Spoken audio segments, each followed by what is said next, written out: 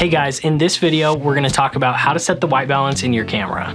White balance is a setting in your camera that compensates for the color of different lighting conditions. When it's not set correctly, our scenes can look way too warm or way too cool. It's called white balance because the goal when setting white balance is to have white things in your image look white. But maybe more accurately, the goal is for things to appear in camera how we see them with our eyes. First, to understand this, let's do a quick overview of the different color temperatures of light. The color temperature of light is typically measured in units of Kelvin and goes from 1000 Kelvin, which is very warm yellow light, to 10,000 Kelvin, which is very cold blue light. As a point of reference, really warm light like candlelight is about 1900 Kelvin. Sunrise and sunset are about 3200 Kelvin. Direct midday sunlight is about 5500 Kelvin, overcast or cloudy light is about 6500 Kelvin, and shade light is about 7500 Kelvin. Our eyes are naturally calibrated to perceive daylight, which is around 5500 Kelvin, as white. And when we go into other lighting conditions, the cone cells in our eyes and our brains work together to keep colors looking consistent. But cameras have to be set to compensate for the different lighting conditions. Almost all cameras have 4 different ways to set white balance. They are manual white balance presets, auto white balance, and custom white balance. First off, manual white balance. With manual white balance, you actually go into your camera and adjust the Kelvin to the Kelvin of the lighting conditions you're in. Then your camera will compensate accordingly. Here's an example. As you can see, I've framed up a picture of this old camera and it's looking very blue. The light that I'm using for this scene is the Amaran 200D, which is a daylight balanced light, which means it produces the same color of light as daylight. Because I know that this light produces light similar to daylight, and I know that daylight is 5500 Kelvin, I can go into my camera, navigate to the white balance section, scroll to manual white balance, and set it to 5500 Kelvin. As I do, you can see that the colors in my scene look much more natural. Next, we have white balance presets. Most cameras have presets like daylight, shade, cloudy, tungsten light, white fluorescent light, or flash when you're using a flash on your camera. When you use one of these predetermined settings, your camera will determine what your Kelvin should be based on the condition that you selected. For example, I'm currently outside to take a picture of the mountains, and as you can see, the conditions are cloudy. So all I have to do to use one of these presets is go to my white balance settings and change it to cloudy, and my camera will automatically adjust to set the white balance to what it should be for cloudy conditions. Next, we have auto white balance, which is usually abbreviated as AWB. Auto white balance is exactly how it sounds. Your camera automatically detects lighting conditions and sets your white balance accordingly.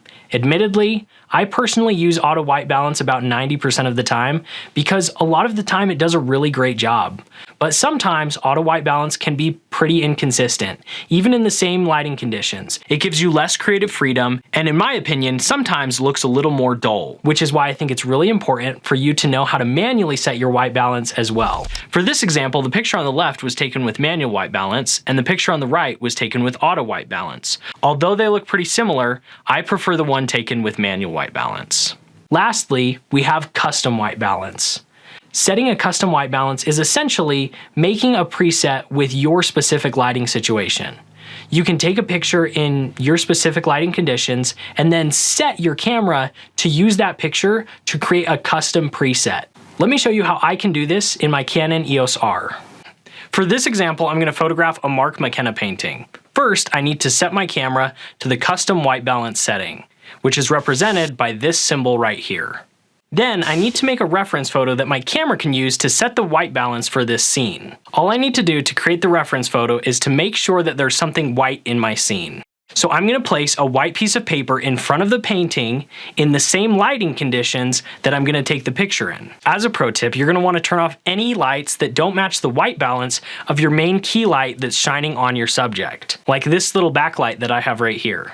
That way your camera knows exactly what kind of light it's being calibrated for and the system doesn't get confused. Once I have the paper in front of the painting, I'm going to go ahead and take a photo. Then I need to go in and tell my camera that this photo is the photo that I want to use to calibrate my white balance. The way that I do that in my camera is by going to my settings by pressing menu and scrolling to page 4 and then clicking where it says custom white balance. Once I click on that, my camera will pull up all the photos on my SD card that I can use to calibrate my white balance. I'm going to use this very first photo, which is the photo that I just took, because these are the lighting conditions I want to calibrate my camera's white balance for.